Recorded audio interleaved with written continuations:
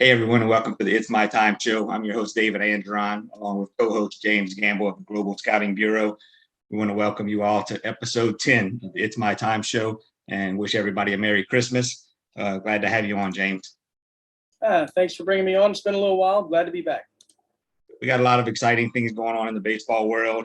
Been very busy the last few weeks. High schools had their evaluation periods the last few weeks, so we got to see a few players and get to contact a few coaches about some of these players.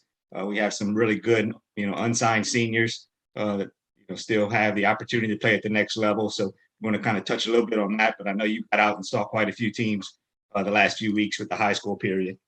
I did. It was actually, I get confused on all of the rules in high school. So I admit that. But they had about a 2-week period of time where they were allowing them to do evaluations of their players. And so we got to get out, and in total, we probably saw 10 to 12 different schools. A lot of our guys went out just to see some of the young guys that nobody really knows of, see some of the guys that have, been out there playing. What was surprising is the jumps that guys make. And I know we'll talk on it more on other recruiting sides that, I was able to see guys that were in the fall, 83, 84. And, I saw 88, 89 out of some of the same guys after a little bit of rest and continuing to work out. They put on some size. These are still kids. And so many times we try to treat these young guys as men and think they've peaked out. It was really exciting to get out there and see the progress that some of the players made. Right. I noticed that as well. A lot of these young kids, they develop late and, they hit that growth spurt, during their senior year. And you see a big jump, and then you have some of them that early and don't work hard and stay on that same plane. So, for you guys out there that are working hard and improving every day, I applaud you. You guys are doing a great job. Sure. I want to touch a little bit on a few of our 2022 players. First of all, Shea Petrie from South Terrebonne is one of the smoothest middle infielders around, and he's going to have quite a few offers. He's still unsigned, but he'll have some offers to play at some different schools. Connor Mathern from Covenant Christian Academy, he's been up to 88 on the mound. He can really throw it. I think he's going to be a good one for somebody. Again, unsigned, but he'll have plenty of opportunities. Andre Roux from Archbishop Hannon, talked about him several times. He's a kid that I really like. His brother's at Nunez, and probably be starting shortstop at Nunez Junior College this spring. But Andre just has that frame and that build that everybody would love to have. And, I think he's going to be exciting to watch these next few years. So I know you went out and watched some of the guys from Berwick. I got some of them on my list as well. But I'll let you talk a little bit about them. I will, but I'll jump back because I got to see Mathern as well. And the thing that I liked about him was, he's getting his body in better shape. And I know that sounds bad whenever the kids hear me say that or their parents hear me say that, but they were a good sized kid, but they weren't as lean. I noticed with him, he kind of leaned up. And so his body's working a little bit better. He's a football player. He's athletic. He came out right after playing football and was throwing. And I think he's going to have big jumps. I think it's going to surprise a lot of people because of the work that he's putting in. Whenever I went out to Berwick, again, I can't predict things. But I will say it's tough in the state of Louisiana to say that you have 7 arms that are going to be 85 and above. And at Berwick, I witnessed it, with a stalker radar gun. It wasn't a mom and pop. It wasn't not knocking any of the other radars. But, there were 7 guys that were 85 and above, and 6 of them were juniors. Yeah. So that's really exciting. I mean, they swung the bat a little bit. They did a charity function in one of their workouts for a coach's family. And I thought it was great. And I got to go out there and watch all of the kids. But when I saw that, Hayden Robinson was 88. It was December 10th. That's a big number from a junior that literally wasn't there. But what you see is the lower half starting to fill out, and, the cores are getting the stronger. And, I see the kid Jaden there. It looks like Herschel Walker. This didn't happen overnight. It was progress, but it's starting to really show up. So that's why I've been bragging. That's my old alma mater. We lost in a state championship. What was that, 1990? 1990, yeah. To Turlings, where Perkins, which is at STM, was coaching at Turlings back then. But, and they've won it since then. They've had some good programs, but they're going to be a team to play Forget about 1A, 2A, 3A, 4A, 5A. They're going to be a team that should be pretty strong just because the tools that they have are significantly above average. I think it's going to be a place where coaches have to get out and see them. Instead of calling and saying who's pitching, well, it don't matter. Somebody pitching is a prospect. Yeah. And I like that they were young, so I think they've got a lot of potential.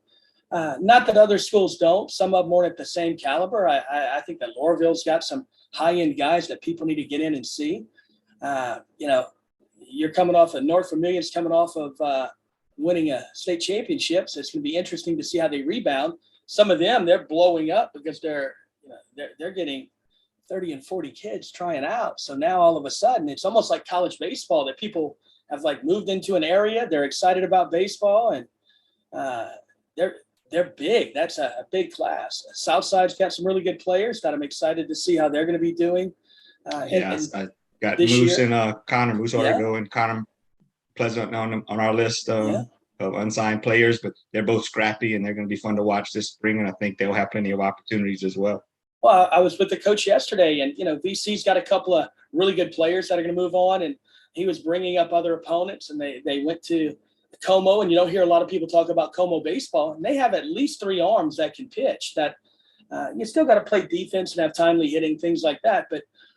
Going into the conversation, he thought that's an easy win. And as I started talking about particular players, the Muffalatas, the Housies,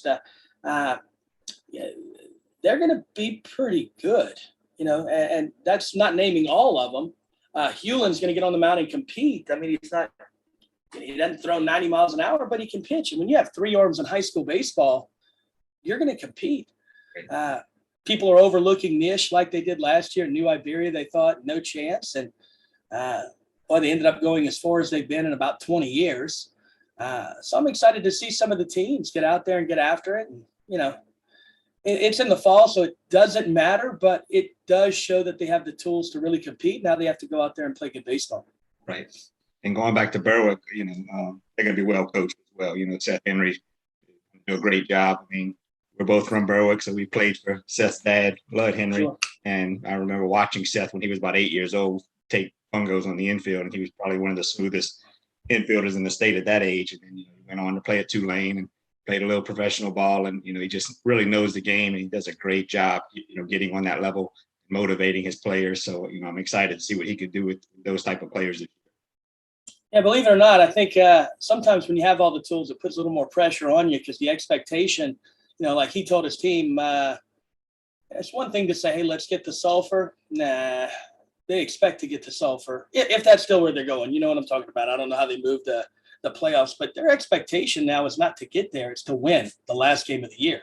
So that puts a little more pressure on it because as a coach, that you can look at the talent pool you have on a specific year or 2 years, what's coming through the pipeline. And, they've got a couple of years of high expectation baseball coming out of a relatively small market in this Tri-City area where we're both from. It's one thing to be out in Barb where they've created a culture of they're going to win each and every year. This year, that's what Berwick's kind of doing. I mean, forget the name on the front of the shirt. They've got 7 arms, 85 and above. There's not a lot of 4A, 5A programs that have 7 arms that are 85 and above. It doesn't mean they're going to get out. They still have to go out and pitch, but that's some tools. They're going to be okay in high school baseball. A couple of other kids I want to compliment, Bryce Coe from Archbishop Hannon signed with Spring Hill College a couple of weeks ago, and Carter Maggio from Lusher High School here in New Orleans. He's a smooth middle infielder, unsigned, but both of these kids are just high academic kids, and they play hard, they play the game hard, but their academics is really what's going to get them to the next level, and they're going to have some great success not only in sports but in life. I really want to touch on academic side for these kids. They really need to focus on that. We have a lot of players that really put in the hard work on the field, but they forget to do the little bit of extra work in the classroom. So for you guys that are doing both the good job on the field as well as in the classroom, I compliment you and keep up that good work. Sure. Well, one of the things, I had a meeting yesterday and I talked to every family and kid about the importance of academics simply because we're in a sport of baseball that doesn't have lots of money. even if it's the top SEC school, they're still bound by this, or they will be again next year. 11.7 scholarships, 35 total players, 27 scholarship athletes. If you break that down and give a median, it's 43%. The minimum's 25. So you're going to be coming out of pocket. Where you can really help yourself is make good grades.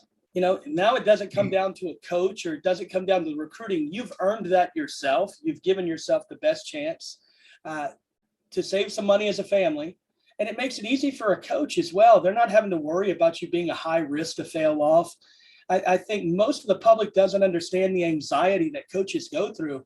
And I'm talking about legitimate Division I programs that the coaches are worried, are my kid's going to pass? Are they going to be eligible? Nobody out there really talks about the APRs because they're frozen right now. But let me be honest, it's based on a 4-year period. So if they unfreeze it tomorrow and count the last 3 years, these grades matter. And if a program doesn't have, if they get too many negative hits on their APR, they don't qualify for the postseason. So the academic side of baseball is real, and it's the easiest way for a family to get compensation and not leave it out there. And so for me, when I'm talking to people, we mentioned it in our books, almost everything that we've done is talking about be your best, reach your own personal best in the classroom, on the field, in life. Just be the best that you can be. And then there is no failure there. We just continue to work and get better. And when you fail, you get back up, you don't give up, you work harder, and you're going to succeed. And, we both do mental training, mental performance training for athletes, and we work with a lot of college athletes. And of course, we get a ton of calls about, players that go in slumps and players that, struggle throwing strikes or, yips, throwing to first base. But people don't realize the amount of calls that we get to help with the academic side, because the players get to that level and they're focused on getting up early to work out, and they have practice, and they're stressing about making the team or trying to get a starting position, that they forget about the importance of their study habits. So, we have to do a lot of, mental coaching just on the academic side, especially at the college level. Sure. Well, I wish that more parents would get involved in this with us, simply because I think there's you might be cutting everything I say out here when I get through talking about it. But whenever I'm meeting with families, I've been 18, 19, 20, and 21 years old. So have you. So have every parent that I'm dealing with. And they forget that the kids are going off most of the time, and they're no longer, at their house, so they don't go to bed at 10:30, 11. And although the young men, let's call it, or young women, if it's another sport, they want to do everything the right way. It's the first time in their life where they're having to make the decisions and they're being held accountable. And not that the young men or women lie, but when the parents ask them how they're doing, the common response is, I'm doing okay. And in their mind, they feel like I might have missed an assignment, but I'm going to make it up. But what happens is you get behind in one thing, you plan on doing it the next day, but now all of a sudden the coach has called you and you've got a little early work, or you got some extra conditioning because maybe guys on your team aren't doing well. When you got through with that, you had to do some public service, or they had an event you had to attend. You rush home, you're tired, and you end up not being able to do what you had already missed. So you get behind. And then in your brain, you're going to catch up. And this goes on for 2 or 3 months, and it starts affecting their outcome on the field, because in the back of their mind, they know, like, I'm 5 assignments behind. And literally they skipped 1 day of class. And as I say that, every parent goes, you shouldn't skip class. You're right. But David, I skipped the class, you skipped the class, and every parent at one point skipped the class. What's new to the world is all of these virtual classes and learning. We really need to teach the kids how to manage their time. They're not intending on getting behind. But once they do, they don't know how to get out of it. They don't know how to reach out and say, okay, look, I need help. I got too much to do and not enough time to do it, because they didn't plan. Then again, they're 18, they're 19. They don't know how to plan yet. So a lot of times I'm working with the parents to try to say, look, let's stay involved with them. When they say they're doing okay, let's find out, are they turning in their assignments? Because by the end of the semester, there's so many kids that are having to take mini semesters, December semesters, just to be eligible. But these were not kids that were bad in high school. Okay, these were, and a lot of times parents get frustrated. I get it, they're upset, but this is a new thing. This is their first attempt in learning, which is failure. That I have to go to bed, I have to wake up. If I don't turn in an assignment, I'm going to be held accountable. Yes, I think I'm going to make it up, but I've overloaded my schedule. I don't have time. So they have to learn that. And I think we need to spend more time being realistic with the kids and the families that, hey, you do need to reach out. Sometimes you need to have that study hall and say, look, I need somebody to help me. I'm 3 weeks behind. How can I make it up? Speak with your professors. I think everybody's in it to help, but we get a little bit sidetracked and we don't want to be completely honest because we don't want to admit that, hey, maybe we went and hung out with our friends or played video games or went wherever we go that was just to have a little bit of fun when I was in college. Right, no doubt. Yeah. Going from there, I'd like to talk a little bit about the changes in college baseball and college sports.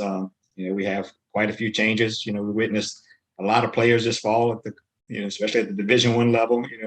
Coaches having to cut back down to 40 players on their roster this year. They were allowed to have some extra ones the past couple of years because of COVID, and it's really changed the recruiting process as well as players' outlook on where they might end up. So a little bit about some of these changes that have happened the past year. Well, I think next year they've decided everything's going to kind of go back to how it was with the 35, again in baseball, 35 roster spot and the 11.7 scholarships. This year, I believe they settled on 40 players. So what's really changing is they have gray shirts. That was not a baseball term if we go back even 1 year. And there's red shirts. Well, they're going back to you still have 5 years to play for, but this gray shirt is technically you're not a red shirt that's affiliated to work out with the team. It's this really weird way of saying you're not with us in any way, shape, or form, but you can come practice, but not with the rest of the team, and we'll see about it next year. Okay, so and a lot of teams are doing that just because they had such big rosters, and now they're having to cut back, and the players don't want to leave campus. They don't want to go somewhere else, or they don't see that there's other options for them. The other changes, which I think are going to stay for a while, is the one-time transfer with no sit-out from a four-year school. That's going to be, from a recruiting standpoint, I think that's going to be smart for parents and players to, rather than looking at one place that they have to fit a junior college or they have to fit a four-year, that it opens it up and maybe they can look for the best opportunity. And then if you outperform that location, the world will let you know. Okay. Because if you outperform the SEC, it's called professional baseball. Right. Okay. And if you outperform A ball, you go to AA, AAA, big leagues, etc. But if we would backtrack about 3 years, as you and I were talking, you'd have kids that you would label as a four-year guy, whether it was a Division I, II, III, NAI. Then you had your junior college guys. Well, now I think it opens it up because you can go to a four-year school, and then if you outperform it, that coaches may hate it, but the rules say that I can transfer with no sit out. So, that's a viable option to pick the school that best suits you for the next year or two. And you have to look at all kind of factors like academics, how they're going to transfer. But I don't think you can pigeonhole yourself into one category unless you're the top elite athletes. But what we're even seeing is those elite athletes, they're transferring. Right. They go to a school, and if it's not working out, they go to other schools. So, look, I think there's going to be a rift in college baseball for sure because they haven't changed all the rules, kind of like softball where you get recruited as a junior, no more of the young stuff. With baseball having early commitments where you can have guys that are, 13 and 14 committing. Then you have the transfer portal. You have the 4-4 transfer with no sit out. The reality comes down to that every time you play a game, you're being recruited. Okay, so that means if you're at a Division I school playing against another Division I school, I know all the coaches will get nervous when I say this, but the truth is they're recruiting because if they do well and that player wants to come to them, it's totally legal. Yeah. Okay, no different than pro scouting for professional baseball. Right. You have scouts that are watching the professionals to potentially trade them if they're better suited for another team, if they don't get protected. Maybe they become a Rule 5. There's so many things that go on. I think that's happening now in college baseball. And a lot of coaches, they're not used to it. They're saying, hey, that's not politically correct or etiquette. Well, in football, this has been going on. Right. Where, they recruit you right up until you actually commit. In baseball, you had a hands-off policy that once they committed to you, everybody leaves you alone. But, I've went through the NCAA, in JCAA, there's no rule that says you have to do that. Last time I checked, there's not a tampering clause that if, it's just Right. etiquette. Until they sign that letter of intent, they're free game. Right.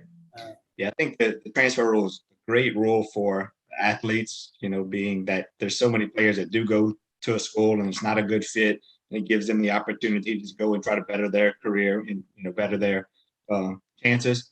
But man, it's tough, especially for the mid-major Division I schools and, some of these other high quality Division II schools.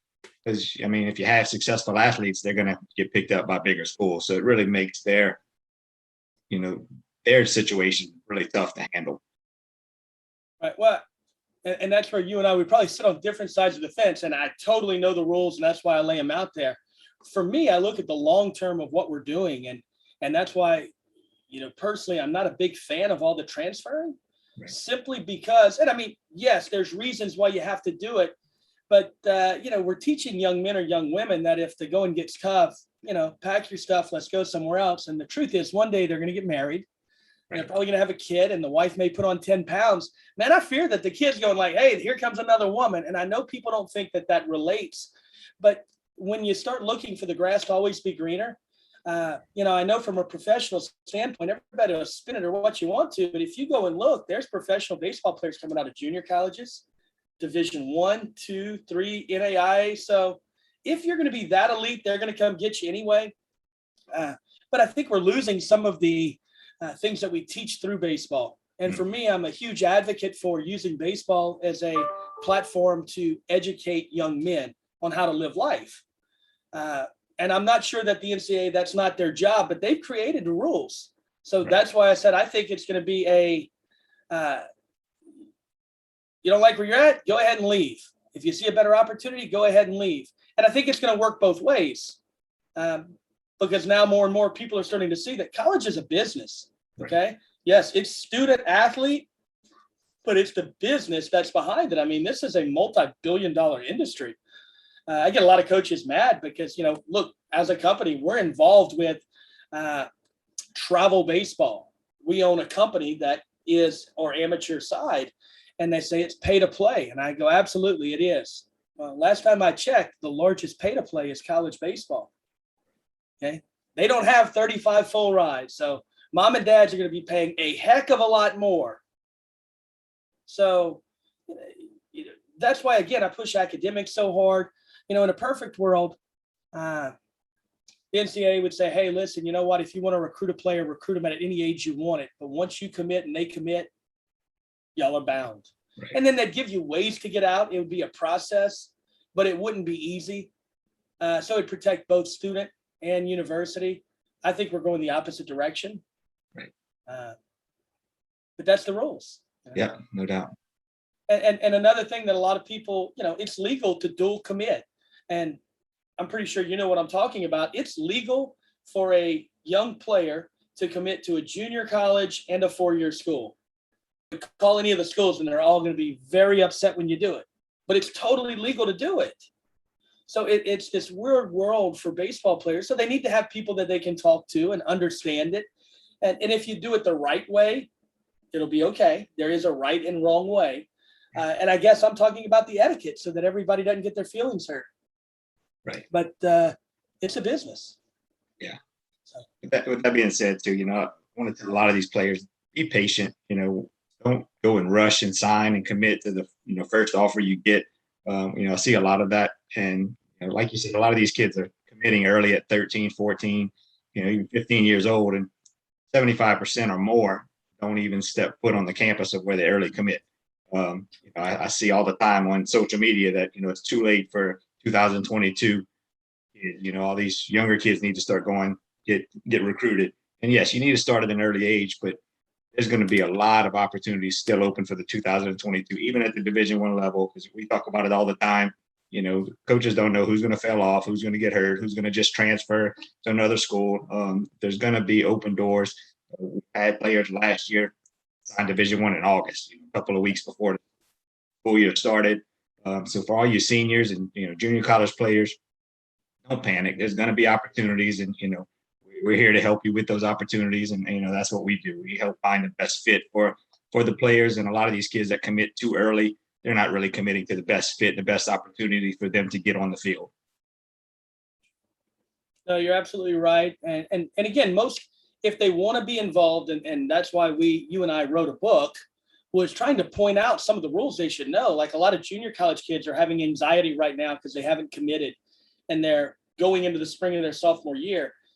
Well, the coaches are not going to be able to get out till after March 1st.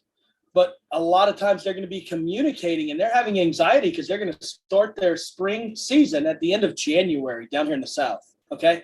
So the players start getting so much anxiety, they end up accepting, let's say, preferred walk-ons, when if they would have just held on, they were going to be scholarship athletes, but they didn't understand the market.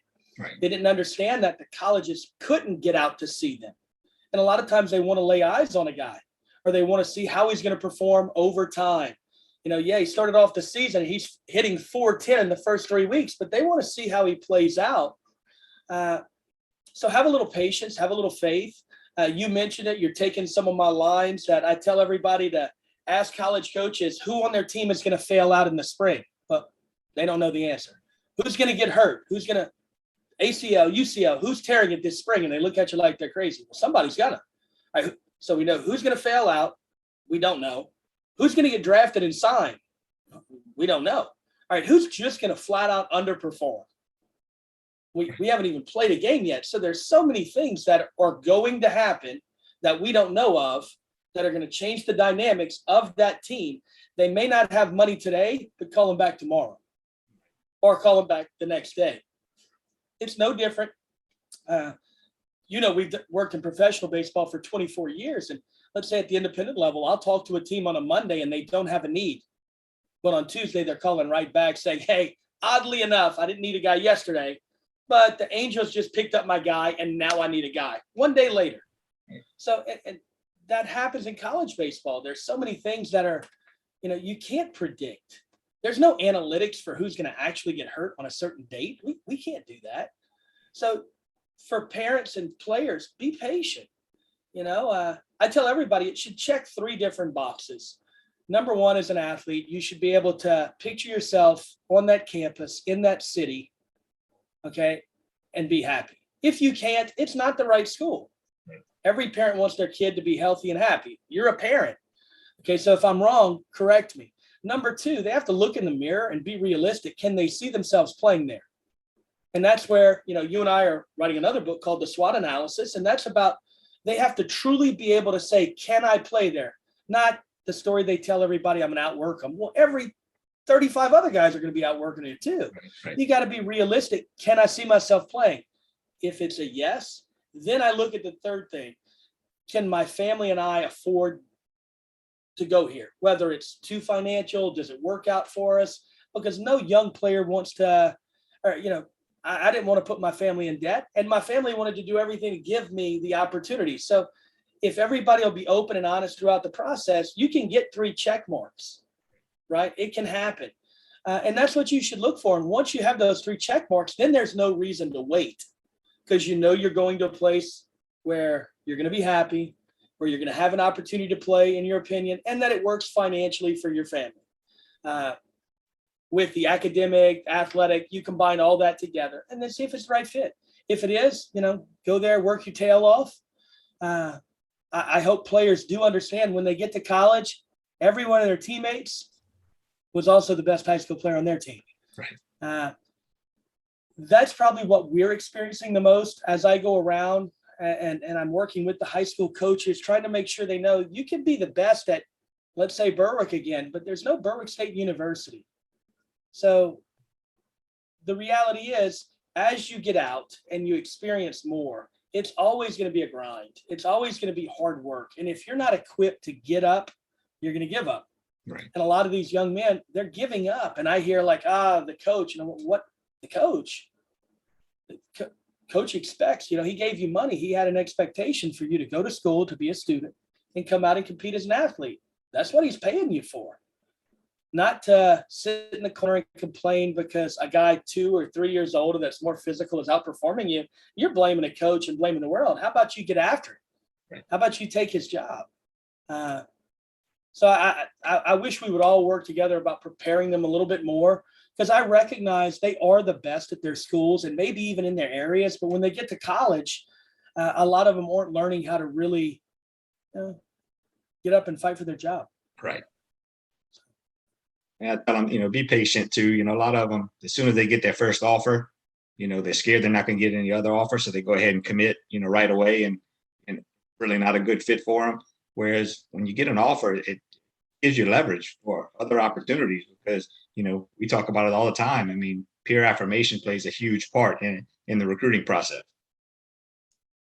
It's the actual biggest part in the recruiting process. And you're nothing until somebody says you're something, then everybody starts following you. Everybody wants you, right? It's really, I mean, I'm not going to name all because I'm not in the pop culture, but I can name people that started off with nothing, and a certain act may have happened where they had one viewer or two viewer, and now 9 million viewers later, they're worth $1.2 billion. And I don't even know if they've ever done anything positive for society, and I couldn't pick them out, but in the pop culture world, that exists. So peer affirmation leads the way in almost all industries, right, on how things continue to move up or down. It's the compound effect in work. Right. So next thing I want to talk about, James, is collegiate summer leagues. My Time Sports. We place a lot of high school players all over. Over 2,000 college coaches. We help find a good fit, but we also help fill these collegiate summer leagues. I got a call the other day from the commissioner of the Kansas Collegiate League who needs help filling positions for 6 of their teams. We play some other players, in the California League and the Mink League and several other different summer leagues. So there's a lot of opportunities there, guys. If you're a college or junior college player that's looking for summer baseball, give us a call. We have some opportunities for you. Don't wait too late because a lot of the position players, they fill up their rosters by Christmas, but they're looking for arms until May. So in the Kansas Collegiate League, my son played there his freshman summer and had a great experience. It's a good developmental league, and I think they do a good job. So a lot of you young guys that are freshmen or sophomores in JUCO, that's a good league to play in. Yeah, I think and look, from a My Time standpoint, I think it's been great. I think that's a needed service and an added service to all of the players, and hopefully they'll stay on board, staying members, because what they forget is they're going to have a need and not know where to go. Right. Now, by getting more of the collegiate summer leagues, I mean, the TCL had reached out about helping to procure athletes for the various teams in the TCL. Look, the members of My Time are going to have the first dibs because they're getting involved earlier. They know the openings. It's very common, and you've received these calls too. If you call us in May, it's really tough. Or, to get into the good leagues, they've got all these really high pay-to-play those leagues, and they'll spin it and sell it to you, but that's not the same. The good leagues, we're starting to get contracts with them, and we're able to help a lot of players. Right. Yeah. And let's talk about our book a little bit. You mentioned it earlier. It's My Time book. It's all about the recruiting process. And a couple of weeks ago, it got voted as the best new college baseball book by bookauthority.com. So that's a pretty good accomplishment for us. So congratulations. Yeah, thank you. And, we're both a part of it. I know it probably means, we're a little smarter than we look on this video. Right. But it really is something that, for years and years and years that, me personally have been working in, you've been working in this market. And I wish more people would get it, because whenever they're calling, this is what I repeat. The same thing with the book we're working on, the SWOT analysis of about most of the answers are found in that mirror. But a lot of people don't want to look at it. They don't want to be honest. And so a lot of people that dislike myself or you, a lot of times it's because we're being honest. I'm excited about the opportunity for a lot of players because of new programs coming into life. There are opportunities, and we can talk more about it. But when I sit with players, a lot of people, I'm going to beat up on the industry that I'm in as well. They do these tryouts, okay? And you come and, now in one day, they're going to tell you if you can play baseball, if you can't. Yeah, I can identify athletes. I've been doing it for 24 years with more than 6,000 professional athletes moved. Okay, that's factual. That's a big number. But a lot of people will do a one-day tryout with 14, 15, 16, and 17-year-olds. It's in the month of December when they're out of shape, and they're going to tell them how good they potentially are. Well, they're going to miss out on the future Tony Gwynn's, Kirby Puckett's. I mean, it's just not realistic. So I don't like the whole tryout format. Yes, go work out, let them find out where you're at, but don't tell a kid he can't. Okay, don't be the next coach that cuts Michael Jordan, because when you're in high school, everybody matures at a different time. Okay, and I'm seeing jumps. I'm seeing jumps myself from a guy that's throwing 82, 83. 1 year later, he's at 88. Okay, that's an enormous jump. So if you believe it, if you work hard, and that's why our goal is to be your personal best in all aspects of your life. And if you do that, there's opportunities out there. You know, I believe in the guy that walks on to Louisiana College that then becomes a major league player. Why? Because he works for me. His name is Todd Self. He walked on to Louisiana College, continued to get better. He goes to UL Monroe, continues to get better, gets drafted by the Astros, continues to get better. He's a 5-time minor league all-star. Then he's a major leaguer. He's a living, breathing, walking, talking. It can be done. Right. Well, so now it's, as a family, keep working hard, keep developing, dive into the system to understand recruiting. Okay. And when you do that, find the right opportunity. And you can always, if you outperform that opportunity, like I told you, whether I like it or not, I know the rules. You can leave and go somewhere else. Right. Okay. But outperform where you're at, blossom where you're planted, and then you can go somewhere else. I mean, and maybe you can talk a little bit more. I'm excited because they have John Melvin University that's going to be having a baseball program next year, and that's right there in Crowley, Louisiana, which is fantastic. And then Holy Patriot out of Beaumont, and a lot of them will play against teams like St. Thomas, I believe. Are they in the same conference? We were talking the other day. Yeah. And, you know, I know the coaches out at St. Thomas, and now it's a good opportunity for kids to have a starting spot. Now, yes, they can get their full degree there, but they can also use that as a springboard, you know, an opportunity to play. And if they outperform it, by all means, or that's how I see it. Maybe you can shed a little more light. Both universities, John Melvin University and Holy Patriot University, they're going to be, you know, Christian, faith-based, non-denominational universities. So, you know, that's one thing that I'm really proud about and really want to help these kids advance and get a high quality education first, and then some spiritual guidance, you know, not trying to push any specific religion on anybody, but, you know, I think not having, you know, faith in college is really destroying the ethics of higher education. But again, the athletic side of it's just a bonus. I mean, it gives these kids an opportunity to play.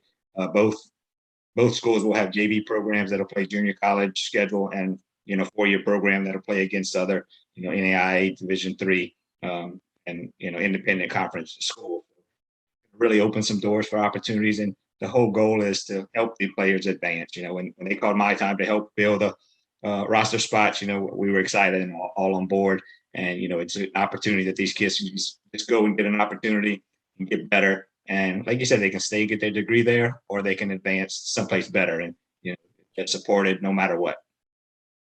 No, I think it'll be a great opportunity. And I think they even have a prospect camp coming up in January. Yeah, So I January think it's 8th. interesting. Yeah, I think it's going to provide opportunities. And so many people, I was just talking to some of the college coaches at 4-year schools, and, you know, the future of recruiting, it's changing not just for us, it's changing for them. They're having to look at things a little bit differently. And sometimes the players, even though they're the best player, I know everybody thinks they can go in as a freshman and just compete. It's so drastically different, just from managing your time to being able to compete consistently. You know, in high school, you play, what, 36 games maybe? Yeah. Okay, so all of a sudden now you're taking another 20 games in the spring, but you had an entire fall. So learning how to manage all of that, the young players, they're just not as physical yet. They're not as mature. They're not as experienced. So a lot of players go to these big schools and they don't get to perform right away. You know, one of the college coaches I was talking about, they had zero high school players committed this year.